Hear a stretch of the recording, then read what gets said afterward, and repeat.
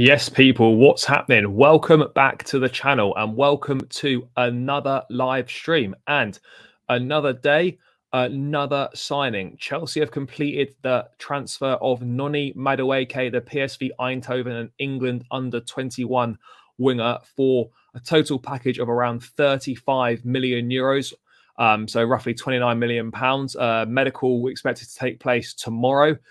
Flying into London to do that. Contracts will be signed tomorrow. Again, another long-term contract, as has been the case with signing so far from Torboli and Co. since they've been here. And it's another attacker, decent price, good age range. Negotiations had kind of started last week and then obviously kind of accelerated today. And obviously within sort of 5-10 minutes of Arsenal announcing Trossard, Torboli and Co. had announced the signing of Noni Madueke. So Fabrizio Romano confirming it earlier today. It's another signing for Chelsea. There's plenty to discuss today. Obviously, we'll get into Madueke stuff. We'll get into the midfield. So we've had a bid rejected for Moises Caicedo at Brighton. We'll get into all that, guys. And as always, get your questions in the chat as well. So, as I was saying, Chelsea, another signing. Noni Madueke to Chelsea. Here we go. Verbal agreement in place with PSV. Permanent deal. Long-term deal in the next few days. And flights to London. So, yeah, Madueke is making his way to London. He'll be there tonight. And if everything's done and dusted by midday tomorrow, then he can obviously feature against Liverpool on Saturday lunchtime. I don't think that's going to be the case. I mean, it could be done. It might not be done, but I don't expect, even if it was, I wouldn't expect him to feature. But, we are desperate, so you never know. I don't know an awful lot about Madueke, to be perfectly honest. I know he's obviously a very talented boy. He came from the Spurs Academy.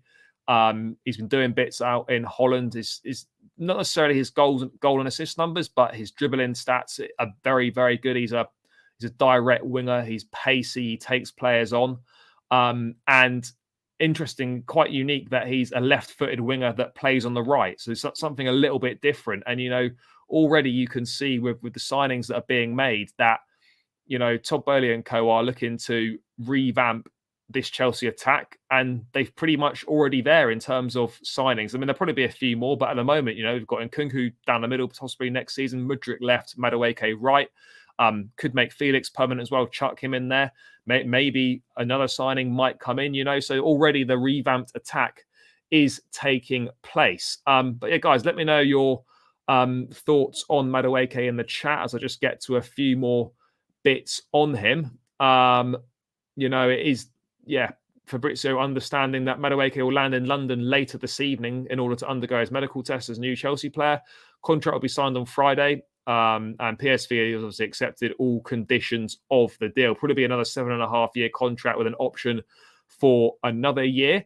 But yeah, before I get into it, let's get to a few bits in the chat then, guys. Dan, how you doing, mate? Hi.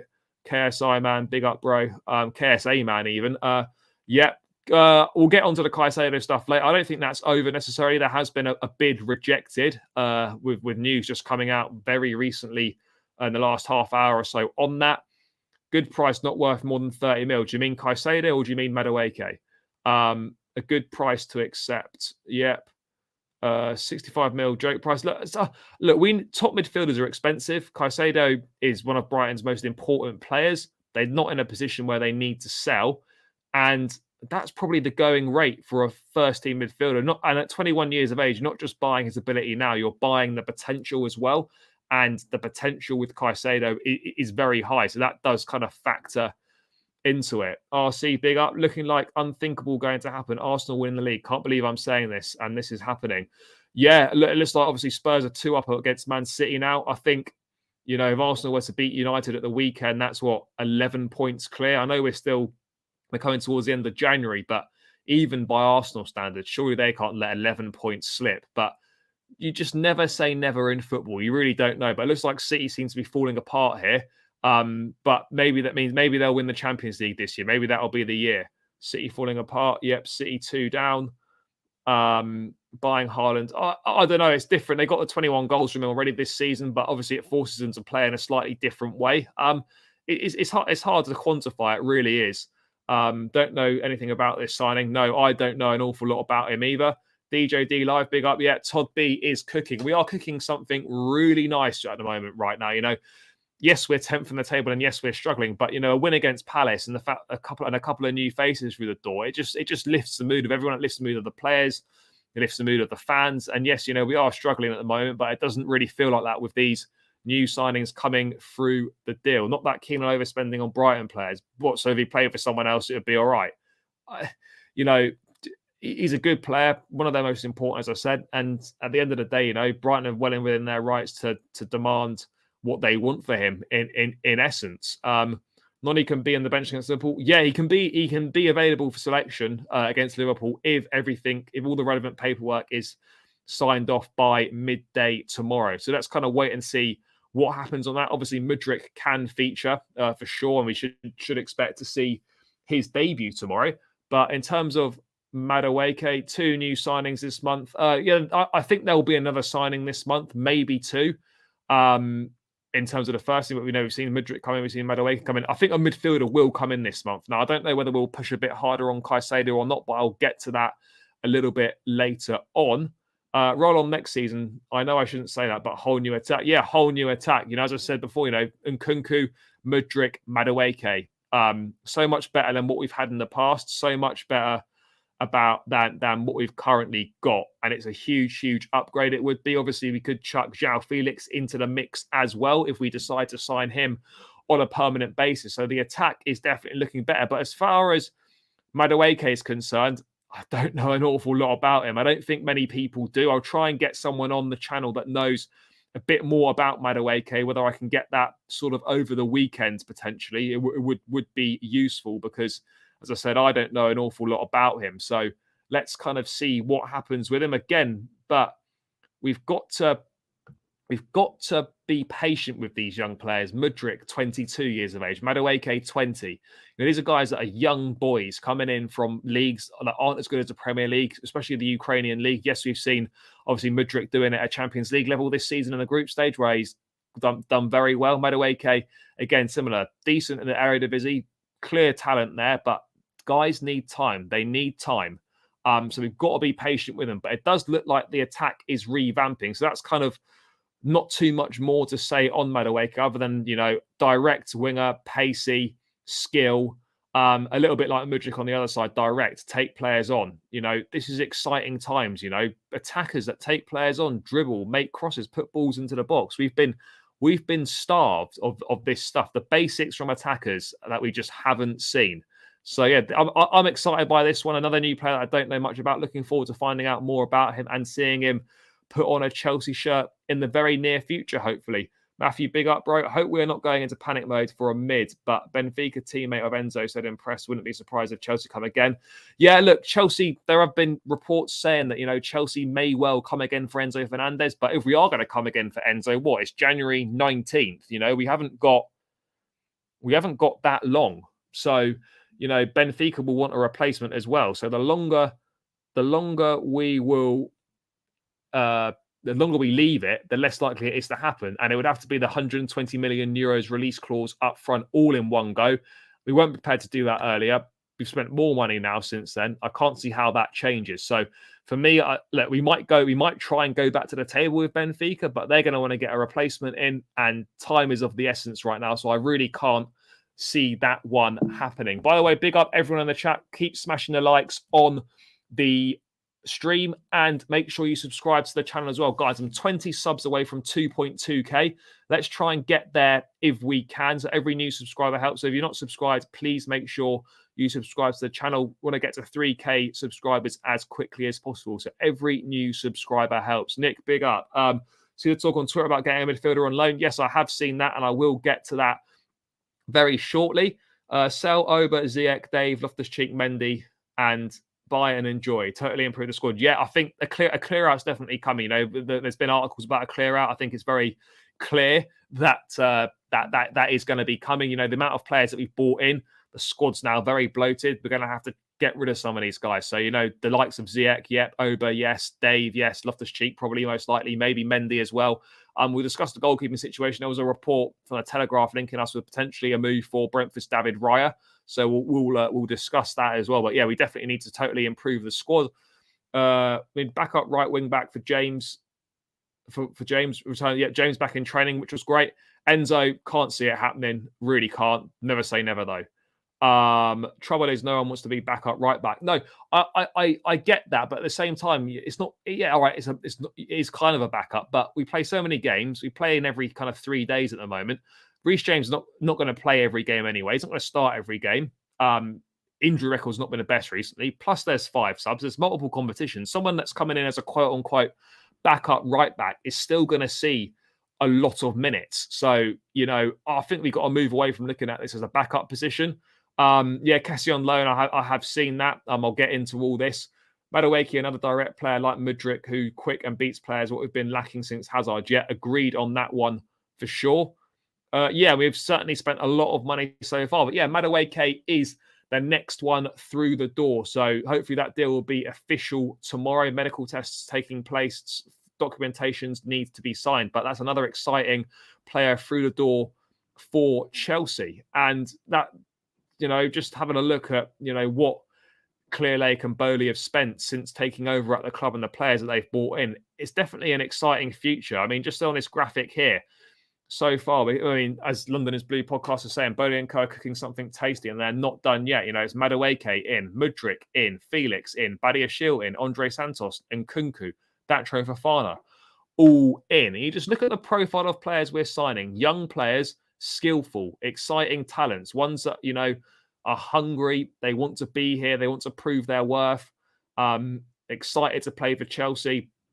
And Kunku, is joining for the right reasons because he could have easily waited to the summer and had a pick of clubs to choose from. But he's already signed for us for next season, knowing that we might not be playing any European football. It could be Conference League. It could be Europa League.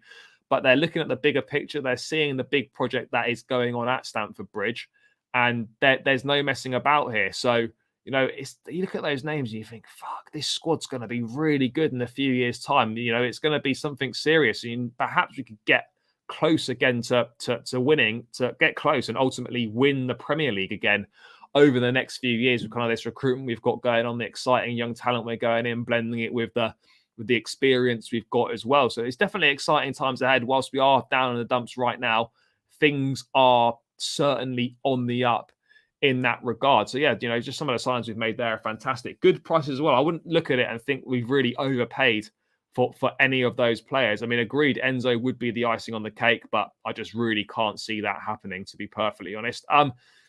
Let's move away from the attack then, team. Let's get into midfield and Chelsea's pursuit of Brighton and Ecuador midfielder Moises Caicedo, obviously 21 years of age. The Blues turning their attention to the Brighton man after being knocked back in their advances for Benfica's Enzo Fernandez. But David Ornstein, literally in the last half hour or so before we started, saying that Chelsea have seen an offer for Moises Caicedo rejected by Brighton and Hove Albion, £55 million bid made in writing this week, far below what Brighton would even consider, and they've no interest in letting the 21-year-old midfielder go anywhere in this window. It's going to be really tricky. It is going to be really tricky. I mean, he's a very good player. He is a good player. 21 years of age, as I said. It would definitely make the Chelsea team better. He's a profile of midfielder we need. He goes straight into the starting lineup and he instantly improves the first team. And that's what we're looking to do, particularly with these midfield signings. We need to be making signings that are going to instantly improve the first team. That's what we're looking for. We're not looking for squad depth options in midfield. We're looking for midfield options that are going to instantly go into the first team and improve it. That's what we've got to do here. And what is that? Ben Jacobs. Let's have a look at this. Ben Jacobs. That's what I'm saying. We've got to improve the first team with these midfield options. So whilst, you think, fuck, that's a lot of money. At the same time, it's going to cost money to fix this midfield and to revamp it. So at the end of the day, we're going to have to spend we're going to have to spend a lot of money. So yeah, that no good midfielders come cheap. And with Caicedo, you might think, yeah, that's a lot of money to spend for someone, but it is. But again, established in the Premier League, proven what he can do. Potter knows the player. He's worked with him before, knows him inside out. And with Caicedo as well, not only are you paying for the player, you're also paying for his potential. 21 years of age, so much room to grow in his career, so many opportunities to improve as a player, and the ceiling's very high. So you're also paying for that as well. I mean, if Chelsea are serious about getting a midfielder this window, we either put the money on the table for Caicedo, whether that's £65 million, and we kind of see what happens from there. Because I would love us to sign Moises Caicedo, and ultimately, 65 million quid for a 21-year-old midfield player who is one of the best in the league. I do think it would be worth doing, and it would be worth getting that deal done. But at the same time, I can understand why Chelsea might have reservations of spending that much. They might have a valuation of the player, and they don't want to go above that. And also, what options are we looking at in the summer? Could we potentially go back in for Caicedo in the summer? We've got Declan Rice on the table. Do we go back in for Enzo Fernandez? Does someone else come up on the radar? I mean, I'm firmly of the belief that if we can get someone in January to improve the first team in midfield, then let's do it. But if we can't, let's not just bring a midfielder in for the sake of it. Let's wait till the summer and actually get our primary targets that we want. But, Caicedo would be a great signing. But Brighton are going to play hardball over this. We've already taken a lot from Brighton. But, Paul Barber, the Brighton CEO, and Todd Bowley have got a very good relationship. Doing business with Brighton wouldn't be an issue. But, of course, they're going to play hardball over one of their prized assets, and they don't need to sell. So, Caicedo, I mean, guys, vote in the poll. I've got a poll running. I mean, would you pay more than £65 million for Caicedo? Make sure you vote in that poll, and let me know your thoughts. But yeah, a move for Caicedo would definitely excite me for sure. But I don't know. Time go by, day by day, then the club say, sorry, we're not selling him. Yeah, look, let's see what happens here. Caicedo's just taken on new agents yesterday, new agency. Representing him. So obviously, let's see if they've got plans to move him on or not. But yeah, look, exciting. Let's wait and see what happens to this. Let's see if Chelsea go back in for another move. Let's see if they put more money on the table. Let's see if they look to bring someone else in, maybe someone on loan. And that kind of takes me to my next point. There's been a Matt Law article out today talking about kind of Chelsea stepping up their pursuit of midfield options.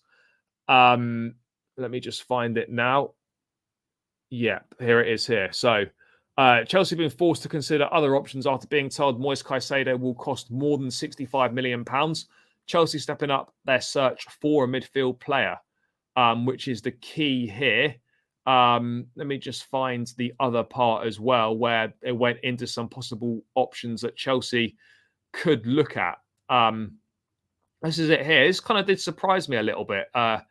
Let's have a look here. What price would you go up to for him? To be honest, Nick, I probably would go to the 65 they want. Even if it was 65 plus, say it was £70 million. Like that for a midfield player that could be at the club that should be at the club for the next 5-6 years plus and with someone of his potential, it's money well spent. And that money wouldn't all be spent up front. If we could structure it where we spent maybe 35 million up front, the rest in add-ons spread out over the length of his contracts, then that's an appealing deal. And I probably would go for the 65-70 million pounds to him. Once you're getting over 70 million pounds, maybe I'd stop there. But I do think it's worth the money in bringing in Moises Caicedo. So I would certainly look at going 65-70 million pounds as the ceiling for me. But let's wait and see what the club do. Tabs, big up, bro. By the way, guys, make sure you subscribe to the channel if you haven't done so already. Would really appreciate it. Keep smashing the likes on the stream as well. Need to get rid of players. When was the last big player we let go? Bad Lukaku, and that was a loan. Yeah, we need. This is another side of it. It's all very well bringing the players in, but we've got to get the players out as well. And I think a squad clear out will come. Whether we'll get any takers for any players in January, Hakim Ziyech is a possibility to go out and to leave in January, which I think, if a suitable offer comes in, then the club will obviously do that and get rid of him. The same, I think, with Christian Pulisic. Obviously, I think he could have been a contender to leave in January, but with his injury, that kind of rules it out. But he'll definitely be moved on in the summer. I think Kai Havertz will be moved on in the summer. There's a lot of players that are going to be moved on in the summer. But we've got to start making some big decisions, ruthless decisions, moving on players, like Aubameyang as well, will be shipped on. And making decisions where I don't care what your name is, what you've done in your career, how big you are in the world of football. If you don't want to be at Chelsea and your attitude's shit, get out, get rid. We want players that are young, hungry, and want to be here and play for this football club. So that's what's got to happen. Yeah, agreed. I would definitely pay 65 plus 5 or whatever the structure is. If it was 45 million up front with 25 add-ons or whatever it ends up being. I think 70 million for Moises Caicedo in a total package would be worth it for sure. I will not be surprised if they go back and give them the money they want, as they did with Noni. Yeah, look, I think I wouldn't rule that out at all either. 2-1 now in the City game. Yeah, Spurs are bottle jobs. I wouldn't be surprised if City came back into that. Mount needs to leave instead of Kai. No, Kai is not. I promise you, mate. Kai is not important. Mount, at the moment, I agreed that they both shouldn't be starting. But Mount can be a good squad option, and also, obviously can also play in the midfield. And he's proven over the course of 2 seasons that he can be very good for us, whereas Havertz has shown nothing. So for me, Kai's got to move on in the summer unless he does a madness in the second part of the season. Do you think Felix will stay at Chelsea? I hope so. I think that's the plan. They want to try and negotiate a deal in the summer for him. I think Chelsea is supposedly confident on being able to secure him on a permanent basis. Obviously, Atletico Madrid have signed Memphis Depay for €4 million from Barcelona to replace him. I don't know if that's just to replace him in terms of filling that gap while he's on loan or just to replace him in general. I'm not really sure, but I think Chelsea are confident they can reach an agreement to get Felix on a permanent basis, but let's see how he does in the rest of his loan. But from the 60 minutes we saw at Fulham, it definitely looks promising, and it's a sort of talented player that we could definitely do with having on our books full time, that's for sure. Wonder if they might use Ziyech in a deal for Caicedo or Enzo. Maybe Kone might be a shout. Yeah, I mean, look, I think the likes of Benfica and Brighton will be looking for like replacements. I don't think they'll want an attacking player to replace a midfield player, but you never know. And it's something that Bowley's tried a number of times, is getting a player involved in a deal as well. But so far, it's not worked out well. Yeah, we definitely need 2 midfielders, Shano, 100% agreed. I mean, if you've got Caicedo and Rice, that would be pretty, I'll be pretty happy with that. I can't lie. I want Chelsea to get Rice next summer. Yeah, Rice. I mean, Arsenal supposedly interested in Rice as well. But if Chelsea can't get Rice, then that's a massive opportunity missed. It's basically been an open goal for us on the pursuit of Declan Rice. 2-2 in the City game yet. No surprises there. New Spurs are bottle jobs. Nothing new there. Definitely need a City win here to stop Arsenal from getting any further ahead. Josh, big up, mate. Felix, Sterling, Mudryk, Madueke, Havertz, Pulisic, Ziyech, Omari, Mount, and Kunku, Hudson. Yeah, we can now make a full 11 of guys capable of playing on the wing. Yeah, well, to be honest, let's break this down. I think Felix, we don't know if he's gonna come on the permanent or not. Let's say that he does. Havertz go, Pulisic go, Ziyech go, Hutchinson probably go on loan still. Young Mount will stay, and Kunku obviously just arriving, and Hudson-Odoi will probably be sold as well. So there's a lot of players to go out there as well. But yeah, it is mad when you think about the attacking options that we've got on our books here. But yes, 2-2 City against Spurs at the Etihad now, which we desperately need a City win. But let me just get into these points here. I can't actually remove that. Oh, there we go. That Chelsea supposedly inquired for Yves Bissouma, but Spurs do not want to sell, even if Hakim Ziyech was involved at the deal. Chelsea could also look at Frank Kessie. Now, let's start with the Bissouma stuff then. Obviously, Bissouma joined Spurs, I think, in the summer, £25 million as he was out of contract. I think he had a year left on his contract or something. 25 million for Bissouma, who had done very well at Brighton prior to that. Everyone's saying that was a great signing. It's not really happened for him at Spurs. Conte's not actually been playing him that much. Doesn't really work so well in a midfield pivot. So, I'm not surprised that Chelsea potentially inquired for him. I think it's going to be very difficult to see Chelsea and Spurs do business for players just because of the rivalry. But again, even a player that I like, he's obvious links, Potter knows him from Brighton, got the best out of him. So I can see why we inquired for that. But yeah, I personally don't see that as having any legs whatsoever in terms of a deal. But in terms of Frank Kessie, it's an interesting one because what direction do Chelsea want to go down? Do they want to bring in another player on loan just to do a job to the end of the season and then reevaluate our options in the summer and get those options in, as I said. But then you look at it and you think, if we're going to be signing someone on loan, that midfielder needs to improve the first team and like instantly improve the first team and go straight in. And so surely you'd then be thinking about signing them on a permanent basis anyway. So I look at Frank Kessie and I think, flattered to deceive at Barcelona, not had the most opportunities. He doesn't get ahead of Pedri or Gavi. Busquets is still playing as well. Very good time at Milan. A lot of people after his signature when his contract expired, he chose Barcelona, and it's just not quite happened for him yet. But I can understand why Chelsea would be potentially thinking about a lone player on midfield, and I think Frank Kessie is a very good midfield player on his day, and it's kind of the profile that we need. But at the same time, I'm just thinking, does he go straight into the first team and does he make us instantly better in midfield? I'm not really that sure. I don't know what I'm thinking is the quality of midfield player we need. We don't need squad depth in midfield. We need someone to come in. We need players to come into the midfield and go straight into the starting 11 and straight away make that midfield better. So, it's quite hard to find those on loan. So I'm not sure if Kessie really ticks any of those boxes at all. I wonder if we can swap Kessie with Aubameyang. If not possible, I think we should just be patient. Yeah, I totally agree. I mean, I think Aubameyang will definitely go in the summer as well, depending on what if any offers come in in this month. I think we'll still probably keep hold of him just because of Broja's injury. Hope old Chelsea back next season. Yeah, agreed. I saw stuff on Twitter saying we couldn't bring anyone else on loan. No, we can. There's a certain amount of there's a limit on the amount of loans that can come in during a season. But Chelsea aren't at that limit, so we would be able to bring someone else in on loan if necessary. We need high quality centre mids. These guys are not it. Yeah, look, we do need high quality centre midfield players. These aren't poor central midfield players, but these aren't midfield players that are going to make the difference and kind of transform Chelsea's midfield, which is exactly what needs to happen. So I'll definitely be saying no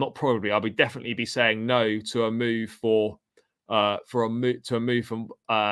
Frank Kessie from Barcelona on a possible loan deal. I just wouldn't be keen for that at all.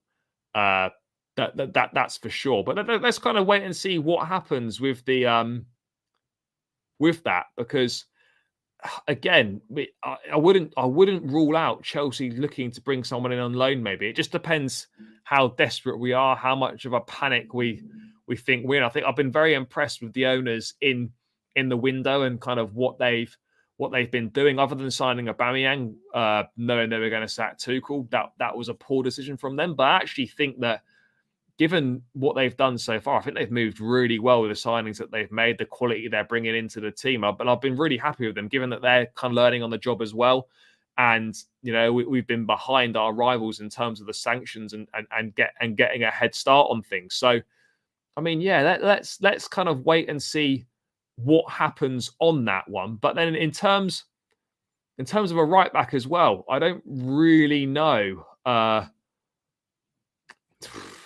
doesn't seem to be anything in terms of right backs, guys. I'm not really sure where we go from here. No midfielder or one loan if you had to choose. I'll probably take no midfielder just because the quality that we require is going to be very difficult to bring in on loan. And as I said, if someone's coming in on loan that's going to instantly improve our first team and they're going to go straight into the starting lineup, then we would obviously be looking at trying to sign them on a permanent basis. So I really can't see anyone coming in on loan, really. I don't think Sterling might eventually be sold, but I'd be shocked if they look to sell Sterling in the summer, unless Potter thinks that Sterling's not part of his plans, doesn't fit in. I'm not really sure, but I wouldn't expect Sterling to be sold in the summer. No chance, as far as I'm concerned right now. Wonder if we will do a deadline day special, but need